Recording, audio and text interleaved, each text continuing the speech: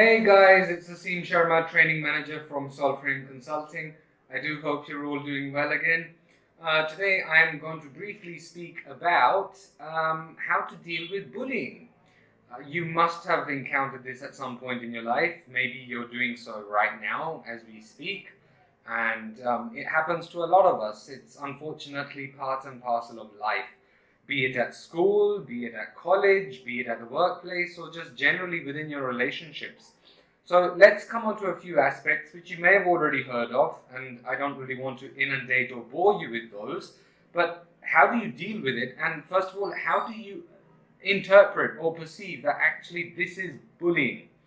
So let me give you an example. I have spent a lot of my life, or I should say most of my life, in the UK. And it's been a few years now I've been in India. And yes, we've always been Indian citizens. But things are very different here. Let's just put it that way.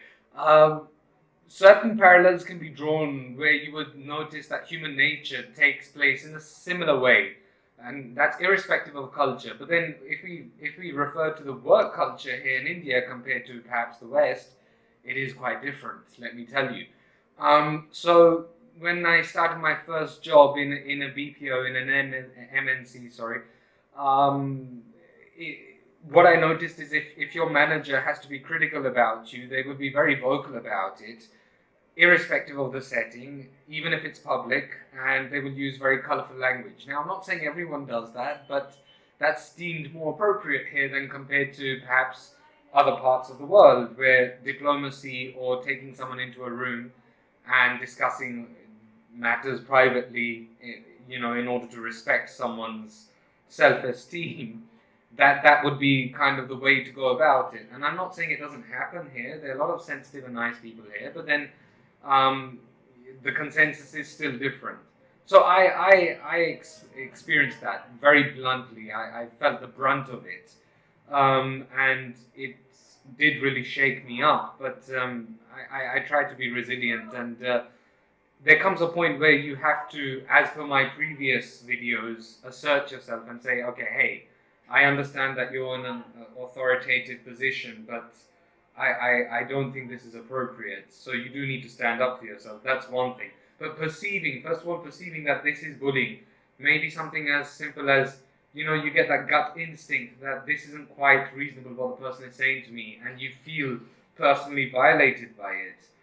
Someone may make a comment that, you're good for nothing, and then you say, okay, take a step back. I'm sorry to interrupt you there. Can you just expand upon that? When you're saying that, what exactly do you mean? And can you give me an example? So you're probing.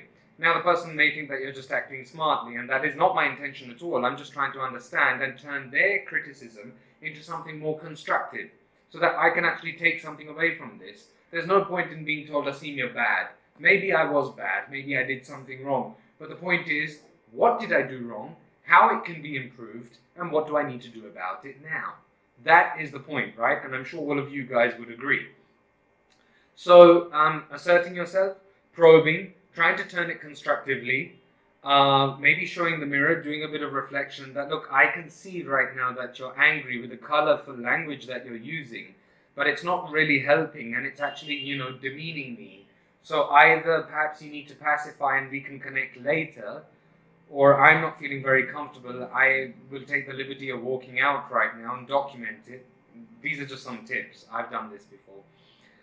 I would also at the end of this like to give you some feedback that, when you are delegating or when you're leading a team, some of these issues may not occur if you're, perhaps more approachable or willing to listen, because I have made X, Y, and Z attempts to be able to connect with you earlier.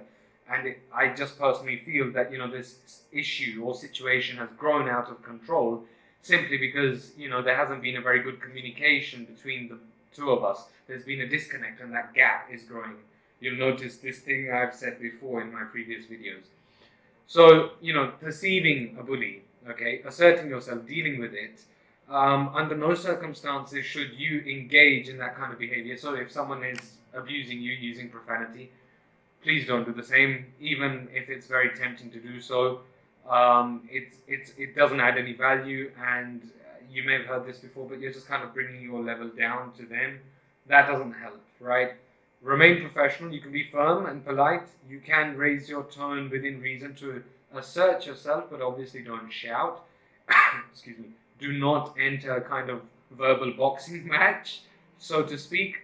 And the point you're trying to show here is that, look, I will remain professional. I deserve to be treated with respect. I'm willing to listen to you, and I'm willing to be receptive, but only to things which are, valid and I can actually take away from this. So you need to do that, otherwise people are going to trample all over you. Now, at school I was bullied a lot, and that may also have the fact to do with me attending a predominantly Caucasian school, so there was a lot of racism at some point, chauvinism. There weren't many kind of Asians there. But then people kind of, I wouldn't really react to it, it would hurt me from inside.